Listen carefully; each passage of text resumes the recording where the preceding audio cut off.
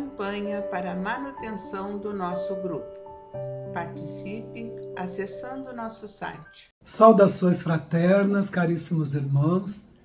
Do nosso O Evangelho segundo o Espiritismo, abrimos no capítulo 1, item 3, Cristo. Para contextualizarmos, vamos ler primeiro o item 1 do capítulo 1, Não vim destruir a lei, da qual faz parte. Não penseis que vim destruir a lei ou os profetas. Não vim para destruí-los, mas para dar-lhes cumprimento. Porque, em verdade vos digo que o céu e a terra não passarão até que não se cumpra tudo quanto está na lei, até o último J e o último ponto. Palavras de Jesus, segundo Mateus, capítulo 5, versículos 17 a 18. O item 3, Cristo, onde abrimos, nos diz o seguinte: Jesus não veio destruir a lei. O que quer dizer a lei de Deus? Ele veio cumpri-la, ou seja, desenvolvê-la, dar-lhe o seu verdadeiro sentido e apropriá-la ao grau de adiantamento dos homens. Eis porque encontramos nessa lei o princípio dos deveres para com Deus e para com o próximo, que constitui a base de sua doutrina. Quanto às leis de Moisés propriamente ditas, ele, pelo contrário, as modificou profundamente, no fundo e na forma. Combateu constantemente o abuso das práticas exteriores e as falsas interpretações, e não podia fazê-las passar por uma reforma mais radical do que reduzindo-as a estas palavras: amar a Deus sobre todas as coisas e ao próximo como a si mesmo. E ao acrescentar: esta é toda a lei e os profetas. Por essas palavras, o céu e a terra não passarão, enquanto não se cumprir até o último J. Jesus quis dizer que era necessário que a lei de Deus fosse cumprida, ou seja, que fosse praticada sobre a terra em toda a sua pureza, com todos os seus desenvolvimentos e todas as suas consequências. Pois, de que serviria estabelecer essa lei se ela tivesse de ficar como privilégio de alguns homens ou mesmo de um só povo? Todos os homens, sendo filhos de Deus, são, sem distinções, objetos da mesma solicitude. Cristo. Quem foi Jesus? Principalmente para quem vem do catolicismo, aprendemos e ensinamos como católicos a Divina Trindade, Deus, Cristo e o Espírito Santo, como sendo a mesma pessoa. E isso, para quem raciocina, pensa, confunde. A doutrina espírita nos traz a chave do esclarecimento. Deus é Deus, está acima de todas as coisas, Criador do céu, da terra, de tudo que existe no universo, Criador das criaturas que povoam o universo. Jesus foi criado como qualquer um de nós, num determinado momento, simples e ignorante. Fez a sua trajetória evolutiva em outros mundos, noutros tempos, planetas que talvez façam parte de galáxias que nem mais existam. Pois quando o planeta Terra foi formado há 4,5 bilhões de anos atrás, ele receberia do Pai, de Deus, o planeta para ser o governador geral. Então, naquele tempo, já era um espírito purificado.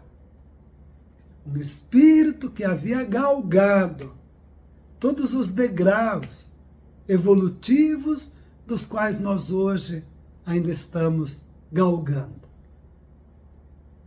E havia se purificado de forma tal que receberia do Pai, de Deus, essa incumbência de cuidar do planeta e de todas as ovelhinhas que Deus, como Criador, iria colocar nesse aprisco. E que Ele, Jesus, não iria descansar enquanto todas essas ovelhinhas estiverem seguras, salvas. Esse é Jesus. Quem foi Moisés? Preposto do Cristo. Quando ele vai resumir a lei e os profetas, todos os profetas, todos os que vieram trazer lições de moral no passado e as traduziram de acordo com a capacidade evolutiva da humanidade em cada época, eram prepostos de Jesus. Então Moisés o foi, Elias. Tanto que no Monte Tabor, quem vai se materializar para louvar o Cristo junto ao Cristo? Moisés e Elias. Então Jesus não veio destruir nenhuma lei, mas veio dar entendimento, veio nos ensinar como devemos amar. Nos amarmos uns aos outros como Ele nos amou. Em nenhum momento o Jesus deixou de amar. Mesmo incompreendido, mesmo quando tinha que pregar a boa nova em fuga, porque estava sempre, em todos os momentos, sendo tentados pelo Sinédrio, para que pudesse ser preso, para que parasse com os seus ensinamentos, com as suas curas. Ele jamais desanimou da sua tarefa, jamais. Continuou até o último minuto, quando lá na cruz, nos dando o maior exemplo de renúncia de si mesmo, vai pedir ao Pai que nos perdoe, pois não sabíamos o que estávamos fazendo. Que outro exemplo nós vamos querer maior de amor do que este? Quando ele vai combater o abuso das práticas exteriores e falsas interpretações, ele estava querendo nos ensinar numa viagem interior de que o que importa é aquilo que nós estamos construindo dentro de cada um de nós. Que não adianta vestirmos uma máscara de bondade. Não adianta termos a ilusão de sermos seres bondosos e perfeitos quando não o somos. É preferível assumir a responsabilidade daquilo que realmente somos. Porque a partir desse momento nós podemos modificar. Porque parte-se do princípio que só se modifica aquilo que se conhece. Então, quando Jesus veio combater o abuso das práticas exteriores, era isso que ele estava fazendo. Nos incitando, nos convidando a uma viagem interior. Conhece-te a ti mesmo. Construa um céu dentro de ti mesmo. Busca a Deus no íntimo da tua alma. Busca a Deus no íntimo da tua alma. Não procura demonstrar alguma coisa para ser reverenciado como um ser especial. Não te preocupes com a tua imagem diante do próximo, diante dos outros, em vista daquilo que tu aparentas ser. O importante não é parecer ser, é ser. É ser. Isso que é importante na nossa vida. Esse capítulo 1, Cristo, que está colocado no Evangelho, não é por acaso que Allan Kardec o coloca aqui.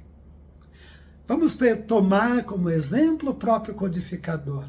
Allan Kardec, ao iniciar a codificação da doutrina espírita, ao trazer de volta para nós o cristianismo primitivo na sua pureza, sofreu ataques tremendos, inclusive dos próprios companheiros que haviam iniciado com ele essa tarefa hercúlea de trazer de volta a boa nova. Os próprios companheiros, os íntimos, amigos da caminhada do dia a dia, através de calúnias, desentendimentos, incompreensões. E ele continuou firme no seu propósito. E principalmente as maiores críticas vieram na publicação do Evangelho segundo o Espiritismo, que trata da moral na nossa doutrina. Porque a doutrina espírita não é uma religião como as religiões convencionais. Não temos um chefe, subchefes, um corpo doutrinário constituído. O chefe é o próprio Cristo. A doutrina espírita é uma ciência filosófica com consequências morais. Trata da moral, o ensinamento moral de Jesus, que veio nos ensinar o amor acima de tudo, o perdão das ofensas, fazer ao próximo o que gostaríamos que fizessem a nós. Que se quisermos ser os maiores, vamos nos tornar o servidor de todos. Aqueles que estão sempre dispostos a servir ao próximo. Esquecer de si mesmo, do seu ego, das suas vaidades, dos seus conceitos e preconceitos, para construir pontes em direção aos irmãos de caminhada, aos irmãos que sofrem, aos irmãos que necessitam do amor amado, não do amor egoísta. Há uma grande diferença. Porque o amor egoísta, quando ama, exige retribuição. Eu amo ser. Eu sou amado, eu amo, mas quero ser amado. E na realidade o amor que Jesus veio nos ensinar é o amor que liberta. Eu quero que aqueles que eu amo sejam felizes. E se a felicidade deles é através de caminhos que se distanciam do meu caminho, mas seguem a sua trajetória evolutiva, do seu aprendizado, eu os liberto. Deixo que caminhem, deixo que construam a sua caminhada em liberdade e continuo amando-os, de braços abertos, sempre pronto para acolhê-los se houver necessidade, para ouvir um desabafo, ou para, quem sabe, estender uma mão. Isso é o verdadeiro amor que Jesus veio nos ensinar há 2000 anos atrás.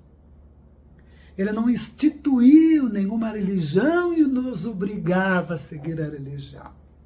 Vá e não peques mais, para que não te aconteça algo pior. Esse era o ensinamento do Cristo. Vá, mostra-te aos doutores da lei que tu estás curado, para que te restituem ao livro dos vivos, e que tu possas continuar a tua caminhada em sociedade, não apartado dos teus. Porque somos seres gregários. Necessitamos do próximo para poder realmente aprender a amar. Necessitamos do próximo para aprender a nos desprender das coisas que são transitórias. Porque assim como nós, espíritos imortais, o verdadeiro amor também se torna imortal. Segue conosco para sempre. É uma conquista para sempre. O ódio, o rancor, a mágoa são transitórios. abrigamos em nossa alma, sofremos com eles. Sofremos com eles. Mas quando aprendermos a lição, fazemos uma escolha. Quando pensarmos de forma raciocinada e com o coração, quando percebermos, não é? A força das circunstâncias que nos impulsionam nos caminhos que levam a Deus, vamos escolher o caminho do amor. Aí vamos sacudir a poeira dos séculos de raivas, de ressentimentos que estamos carregando e nos libertamos através do verdadeiro amor que Jesus nos ensinou, que o Cristo veio nos ensinar, nos libertamos, dulcificamos a nossa alma e seguimos adiante com leveza de espírito. Pensemos nisso. Jesus é a porta, é o caminho, é a verdade e a vida. Porque Ele nos conhece desde o instante que o Pai nos colocou nessa morada maravilhosa que nós chamamos de planeta Terra. Que não será a nossa única morada. Teremos outras, porque afinal das contas a vida no planeta Terra é uma grande escola. E todo aluno, para se formar, não estuda apenas numa escola ou numa universidade. Ele procura outras quando o aprendizado naquela universidade ou naquela escola já está assimilado. Ele busca outras. É dessa forma que nós vamos evoluindo sempre. Para quem sabe um dia, quiçá, quanto tempo, não temos como sequer imaginar, recebemos do Pai uma missão tão grandiosa como essa que Jesus recebeu. Mas saber que Ele foi criado como qualquer um de nós, não nos afasta dele, muito pelo contrário. Faz com que compreendamos a forma pela qual Ele nos entendia. Bastava nos aproximarmos e o seu olhar para Ele saber tudo o que se passava dentro de cada um de nós. Porque os espíritos puros, perfeitos, eles não precisam raciocinar, eles têm o conhecimento de tudo. Trazem em si o conhecimento. E lembrando o que Jesus disse, lembrando que estava inclusive no Antigo Testamento, mas como o seu toque especial de amor, amar a Deus sobre todas as coisas e ao próximo como a si mesmo. Pensemos nisso sempre. Sempre. Mesmo no momento em que sentirmos raiva de alguém por qualquer coisa que tenham feito a nós. Opa, Jesus ficaria com raiva. Jesus enviaria um pensamento negativo contra aquela pessoa só porque ela não rezou na minha cartilha? Não, de forma alguma. Ele compreenderia, então eu também vou compreender. É alguém que não está bem. Eu vou dar outra face. Ele bateu aqui, eu vou dar outra face. Eu vou orar por ele, para que ele possa se autodescobrir, ter entendimento, compreensão, se modificar, para não sofrer tanto. Porque quem escolhe o bem, anda com Jesus e com Jesus o fardo é leve. Quem escolhe os caminhos da perturbação, sofre mais. Como nos dizem os Espíritos na obra da codificação. Para esses que escolhem os caminhos do mal, as eternidades de sofrimento serão muito maiores. Que Jesus nos abençoe e nos ampare os caminhos sempre. Muito obrigado. Passaremos agora para as preces e radiações. Irmãos, vamos unir nossas almas confiantes para dedicar nosso pensamento e sentimentos fraternos para quem precisa, quem está carente de saúde e de paz. Convidamos todos os irmãos a manterem seus corações e pensamentos vibrando nas preces que faremos a Deus a partir desse momento, em favor daqueles a quem endereçarmos nossas vibrações. Prece para os enfermos.